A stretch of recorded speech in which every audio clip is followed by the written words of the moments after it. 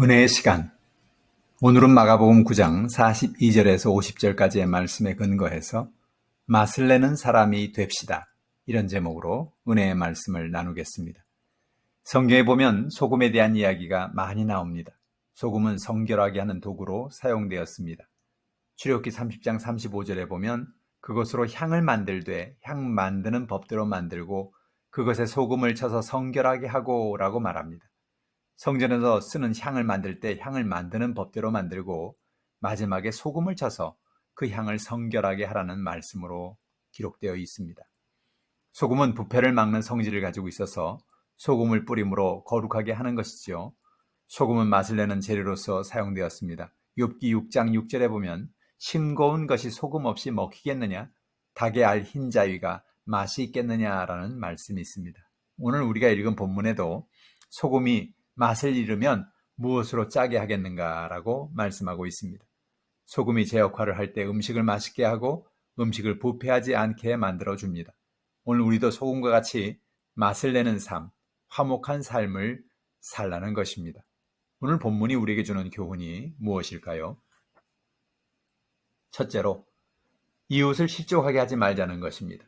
마가복음 9장 42절에 보면 또 누구든지 나를 믿는 이 작은 자들 중 하나라도 실족하게 하면 차라리 연자 맷돌이 그 목에 매여 바다에 던져지는 것이 나으리라 라고 말합니다. 우린 살아가면서 조심해야 할 부분이 있습니다. 그것은 내 신앙생활을 잘하는 것도 중요하지만 우리 주변의 사람들을 실족하게 해서는 안 된다는 것입니다. 우리는 말을 조심해야 합니다. 우리가 살아가면서 가장 큰 문제가 되는 것은 말 실수를 하는 것입니다. 말이 입을 떠나는 순간 돌이킬 수 없는 일들이 일어납니다. 한번 쏟아진 물은 담을 수 없듯이 한번 우리의 입을 떠난 말은 다시 주워 담을 수 없습니다. 그래서 우리는 늘 말을 조심해야 합니다.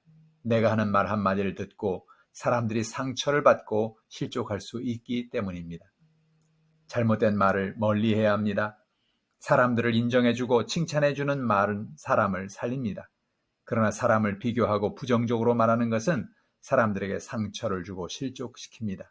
아이들이 제일 싫어하는 말은 부모가 아이들을 부모 친구의 자녀들과 비교하는 말입니다. 우리는 늘 소금이 맛을 내는 것처럼 사람들과의 관계에서 맛있는 사람이 됩시다. 잠언 4장 24절은 말합니다. 구부러진 말을 내 입에서 버리며 비뚤어진 말을 내 입술에서 멀리하라.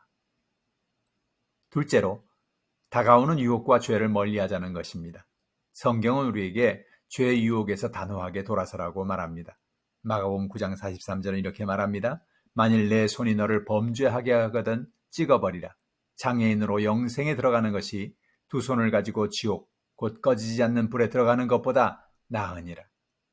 하와는 죄의 유혹에 넘어갔습니다. 창세기에 보면 에덴 동산에 살고 있던 하와에게 뱀이 다가와서 속삭였습니다.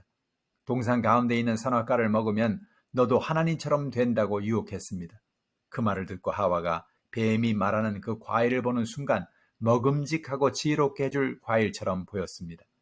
창세기 3장 6절 말씀입니다. 여자가 그 나무를 본즉 먹음직도 하고 보암직도 하고 지혜롭게 할 만큼 탐스럽기도 한 나무인지라.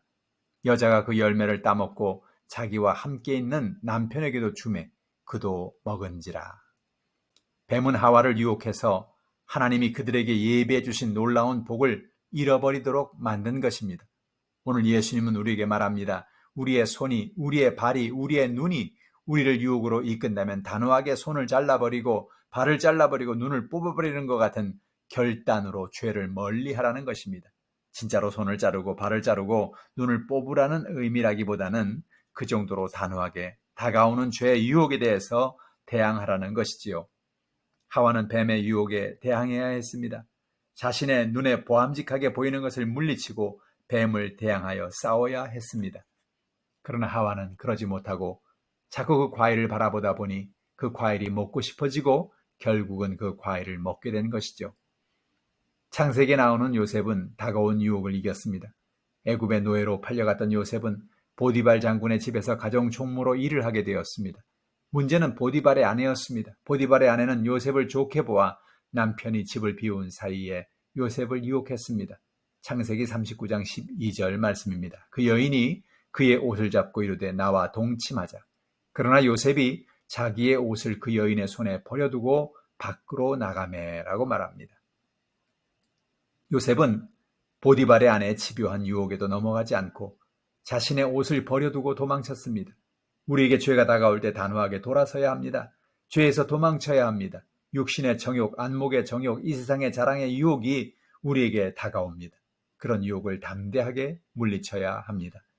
예수님은 말씀하셨습니다. 우리에게도 어떤 유혹이 다가오든지 단호하게 안 된다고 소리치며 죄에서 도망치라는 것입니다. 셋째로, 지옥은 영원한 고통의 장소입니다. 예수님은 죄를 범하지 말라고 말씀하셨습니다. 사람이 죄를 지으면 그 죄로 인해서 지옥에 떨어질 것이기 때문입니다. 이태리의 유명한 시인 단테의 신곡에 보면 지옥편이 나옵니다. 지옥에는 이런 글이 쓰여 있습니다. 여기 들어오는 너희는 모든 희망을 버려라. 지옥이 얼마나 고통스러운지 그곳에서는 희망을 버려야 한다는 것입니다. 그러니 절대 죄를 범하여 지옥에 가지 말아야 하는 것입니다. 우리는 단호하게 죄를 멀리해야 합니다. 마가복음 9장 48절 49절 이렇게 말합니다. 거기에서는 구더기도 죽지 않고 불도 꺼지지 아니하느니라. 사람마다 불로써 소금 치듯함을 받으리라. 지옥에는 영원한 불이 타오릅니다. 그 불 속에 사람마다 불로서 소금 치듯함을 받으리라고 말씀하고 있습니다. 말할 수 없는 고통이 그곳에 있다는 것을 말하고 있는 것입니다. 우리는 오늘도 지옥으로 향해서 걸어가는 수많은 사람들을 봅니다. 그들에게 다가가서 그들을 지옥에 가지 않도록 붙잡아줘야 합니다. 예수님의 복음을 그들에게 전해 주어야 합니다. 그래서 그들을 천국으로 인도해 주어야 합니다. 우리는 소금이 맛을 내는 것처럼 사람들과 바른 관계를 가지고 살아야 합니다. 이웃을 실족하게 하지 말아야 합니다. 죄의 유혹에서 벗어나 하나님 중심으로 지옥 갈 영혼들을 건져 천국으로 인도해 주어야 합니다. 이것이 하나님이 우리에게 주시는 사명입니다. 한 주간도 이 사명을 감당하며 살아갑시다. 기도합시다. 하나님 아버지, 소금이 맛을 내는 것처럼 우리도 맛을 내는 인생이 되기를 원합니다. 이웃을 실족하지 않게 하시고 날마다 하나님의 말씀을 전하며 많은 영혼들을 하나님 앞으로 인도할 수 있는 우리가 되게 하여 주옵소서. 죄의 유혹에 빠져 살아가지 않게 하시고 오로지 하나님을 의지하며 살아가는 우리가 되게 하여 주시옵소서. 오늘도 수고하고 모든 무거운 짐을 다 짊어지고 나왔습니다. 문제를 가져 나왔습니다. 우리의 모든 연약함의 문제를 해결하여 주시옵시고 하나님의 영광을 위해 살게 하여 주옵소서. 예수님의 이름으로 기도하옵나이다. 아멘. 할렐루야. 한 주간도 승리하는 여러분 되기를 예수님의 이름으로 축원합니다.